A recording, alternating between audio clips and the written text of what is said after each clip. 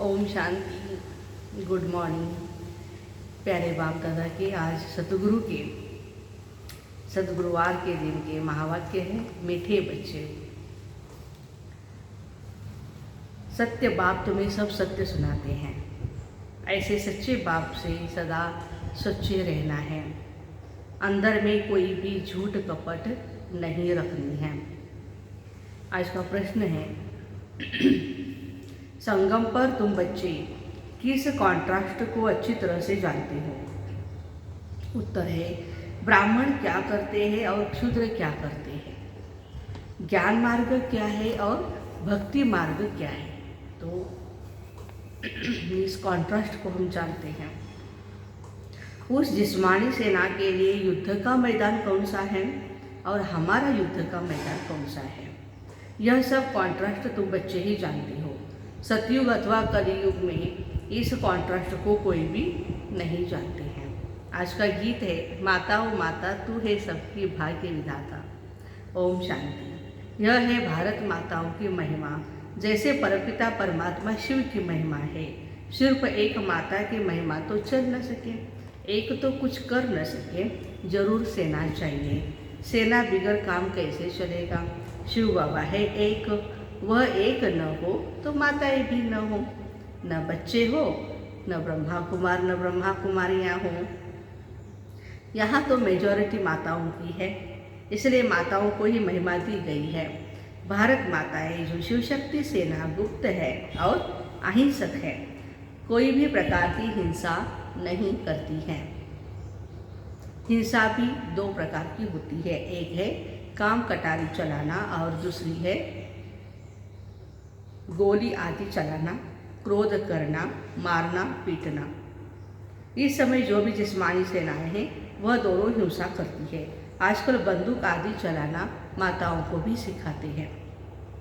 वो है जिस्मानी सेना की माताएं, ये है रूहानी सेना की दैवी संप्रदाय वाली माताएं। वह कितनी ड्रिल आदि सीखती है, तुम शायद कभी भी मैदान में गई भी नहीं होंगी। वह बहुत मेहनत करते हैं। बाबा कहते हैं जो मिलिट्री में या पुलिस में भर्ती होने वाली माताएं हैं, बहनें हैं, बहुत मेहनत करती है। काम विकार में जाते हैं, ऐसे कोई मुश्किल होंगे जो शादी नहीं करते होंगे। उस मिलिट्री में भी बहुत सीखते रहते हैं, छोटे बच्चों को भी सिखाते रहते हैं। वह भी सेना है, यह भी सेना है। सेना का तो गीता में बहुत अच्छा विस्तार लिखा हुआ है। प्रैक्टिकल में क्या है ये तो बच्चे जानते हो, हम कितने गुप्त हैं, इनका अभिनटो है ना। शिव शक्ति सेना क्या करती है, विश्व का मालिक कैसे बनते हैं, इसको कहा जाता है युद्ध स्थल। तुम्हारा युद्ध का मैदान भी गुप्त है। मैदान इस मांडवे को कहा जाता है। आगे माताएं युद्ध के मैदान में नहीं जाती थी, अभी यहाँ से पूरी भेंट होती है। दोनों सेनाओं में माताएं हैं, जिस्मानी भी और रूहानी भी। उनमें मेजॉरिटी पुरुषों की होती है और यहाँ मेजॉरिटी माताओं की होती है। कॉन्ट्रास्ट है ना ज्ञान मार्ग और भक्ति मार्ग का। यह लास्ट कॉन्ट्रास्ट है। सतयुग में कॉन्ट्रास्ट की बात ही नहीं होती। बाबा आकर कॉन्ट्रास्ट बताते हैं, भेद बताते हैं उनमें और इनमें क्या है। ब्राह्मण क्या करते हैं, शूद्र क्या करते हैं, दोनों ही यहाँ युद्ध के मैदान में हैं। सतयुग व कलयुग की बात नहीं, यह है संगम युग की बात।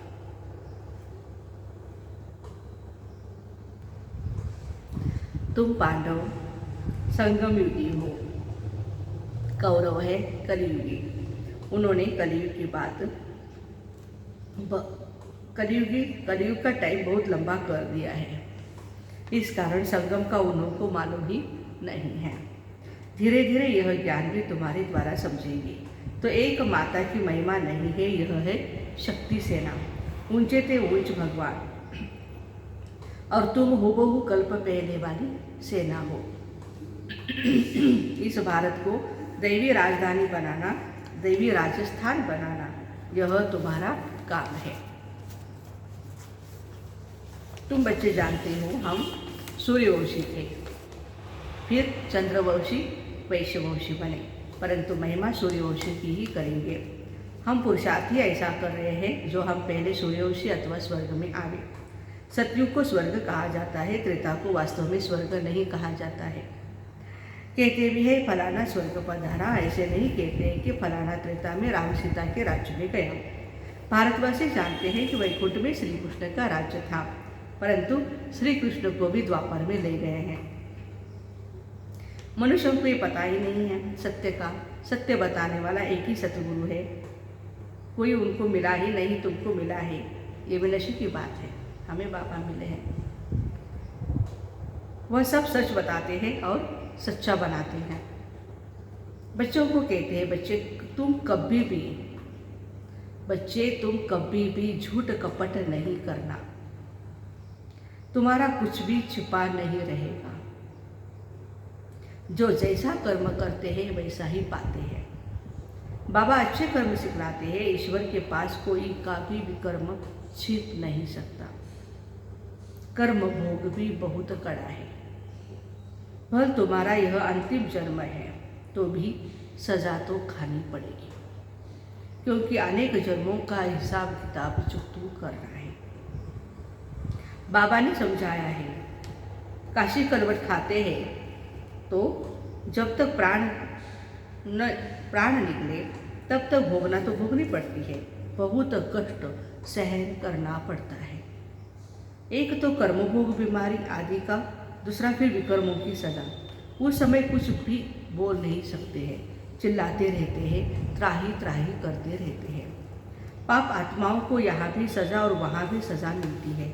सतयुग में पाप होता ही नहीं, न कोर्ट न मैजिस्ट्रेट होते हैं, न गर्भ की जेल की सजा होती है। वहाँ सतयुग में तो गर्भ महल होगा।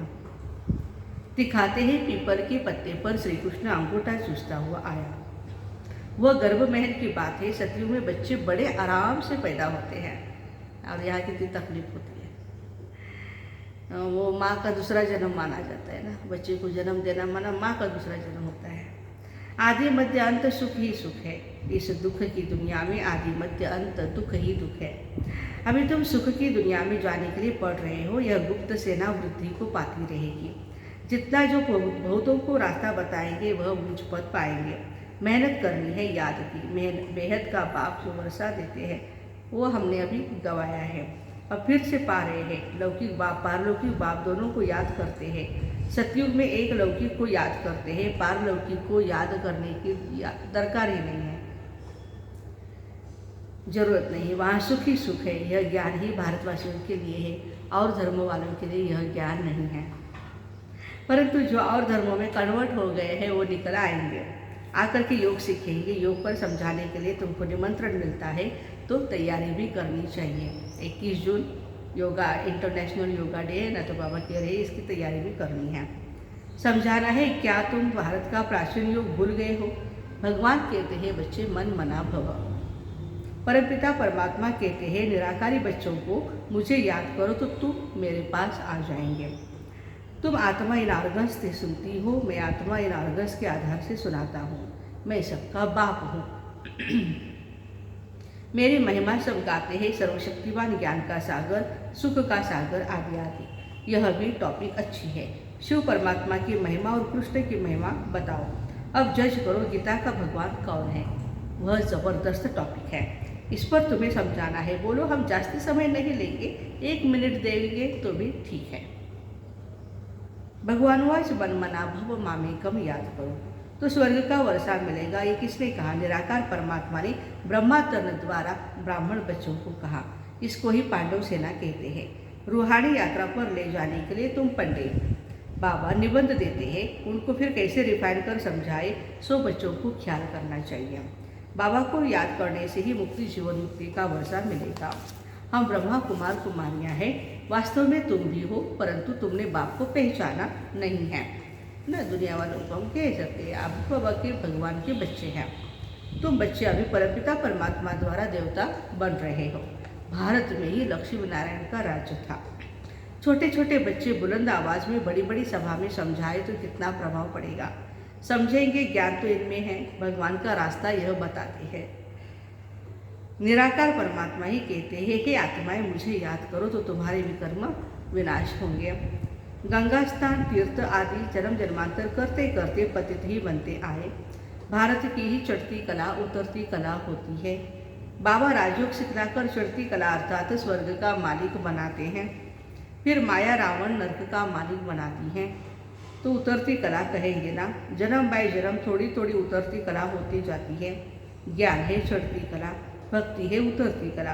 कहते भी है भक्ति के बाद फिर भगवान मिलेगा, तो भगवान ही ज्ञान देंगे ना, वही ज्ञान का सागर है। ज्ञान अंजन सतगुरु दिया, अज्ञान अंधेर विनाश। सतगुरु तो एक ही परमपिता परमात्मा है, महिमा सतगुरु की है न कि गुरु की। गुरु लोग तो ढेर है, सतगुरु तो एक ही है, वही सदगति दाता पतित पावन लिबरेटर है। अभी तुम बच्चे भगवानवाद सुनते हो, मामेकम याद करने से तुम आत्माएं शांति धाम चली जाएंगी। वो है शांति धाम, यह है, और वह है सुख धाम, और यह है दुख धाम। क्या इतना भी नहीं जानते? बाबा ही आकर पतित दुनिया को पावन दुनिया बनाते हैं। तुम जानते हो बेहद का सुख देने वाला बेहद का बाप ही है, बेहद का दुख रावण देते हैं, वह है बड़ा दुश्मन। यह कोई को भी पता नहीं है कि रावण राज्य को पतित राज्य क्यों कहा जाता। अब बाबा ने सारा राज समझाया है। हर एक में 5-5 विकार प्रवेश है, इसलिए 10 शीश वाला रावण दिखाते हैं। यह बात विद्वान पंडित आके नहीं जानते। अब बाबा ने समझाया है रामराज्य कब से कहाँ तक चलता है। यह बेहद की हिस्ट्री जोग्राफी समझाते हैं। रावण है बेहद का दुश्मन भारत का, उसने कितनी दुर्गति की है। भारत ही हेवी था जो भूल गए हैं। अभी तुम बच्चों को बाबा की श्रीमत मिलती है, बच्चे मुझे याद करो। अलप और में परमपिता परमात्मा स्वर्ग की स्थापना करते हैं, रावण फिर नरक स्थापन करते हैं। तुमको तो स्वर्ग स्थापन करने वाले बाप को याद करना है। भल गृहस्थ व्यवहार में रहो, शादी आदि पर जाओ। जब फुर्सत मिले तो बाप को याद करो। शरीर निर्वाह अर्थ कर्म करते हुए जिसके साथ तुम्हारी सगाई हुई है उसे याद करना है।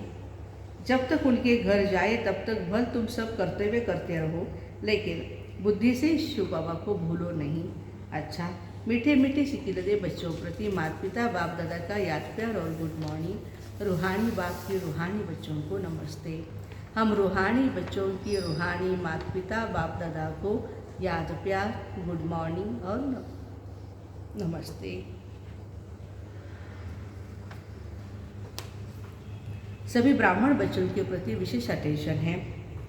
एक बल एक भरोसा, अर्थात सदा निश्चय हो कि जो साकार की मुरली है वही मुरली है, जो मधुबन से मिलती है श्रीमत मिलती है वही श्रीमत है। बाप सिवाय मधुबन के और कहीं भी मिल नहीं सकता। सदा एक बाप की पढ़ाई में निश्चय हो। मधुबन से जो पढ़ाई का पाठ जाता है वही पढ़ाई है, दूसरी कोई भी हमारी पढ़ाई नहीं है। अगर कहाँ भोग आदि के समय संदेशी द्वारा बाबा का पाठ चलता है तो यह बिल्कुल रॉन्ग है। यह भी एक माया है, इसको एक बल एक भरोसा नहीं कहेंगे। मधुबन से जो मूर्ति आती है उस पर ध्यान दो, नहीं तो फिर और रास्ते पर चले जाएंगे। मधुबन में ही बाबा की मुरली चलती है, मधुबन में ही बाबा आते हैं। इसलिए हर एक बच्चा यह सावधानी रखे, नहीं तो माया धोखा दे देगी। धारणा के लिए मुख्य सार है, सजाओं से छूटने के लिए अपने सब हिसाब किताब चुकतू करने हैं। सच्चे बाप से कुछ भी छुपाना नहीं है। झूठ कपट का त्याग करना है, याद की यात्रा में रहना है। जैसे बाप अपकारियों पर उपकार करते हैं ऐसे सब पर उपकार करना है। सबको बाबा का सत्य परिचय देना है। बहुत काम है बाबा का वरदान है। ईश्वरीय संस्कारों को कार्य में लगाकर सफल करने वाले सफलता मूर्त भव। हमारे संस्कार ईश्वरीय संस्कार है, उनको कार्य में लगाने वाले सफलता मूर्त भव। जो बच्चे अपने ईश्वरीय संस्कारों को कार्य में लगाते हैं उनके व्यर्थ संकल्प स्वतः ही खत्म हो जाते हैं। सफल करना माना बचाना या बढ़ाना, ऐसे नहीं पुराने संस्कार ही यूज करते रहो और ईश्वरीय संस्कारों को बुद्धि के लॉकर में रख दो। जैसे कईयों की आदत होती है अच्छी चीज़ें व पैसे बैंक अथवा अलमारियों में ही रखने की, पुरानी वस्तुओं से भी प्यार होता है वही यूज़ करते रहते हैं। यह ऐसे नहीं करना। यहाँ तो मनसा से वाणी से शक्तिशाली वृत्ति से अपना सब कुछ सफल करो तो सफलता मूर्त बन जाएंगे। आज का स्लोगन है बाप और मैं, यह छत्र छाया साथ है तो कोई भी विघ्न ठहर नहीं सकता। बाप और मैं, यह छत्र छाया साथ है तो कोई भी विघ्न ठहर नहीं सकता। तो ऐसे अपने ईश्वरीय संस्कारों को कार्य में लगाने वाले और हर कार्य में सफलता प्राप्त करने वाले सफलता मूर्त भाई बहनों को ओम शांति। Have a nice day.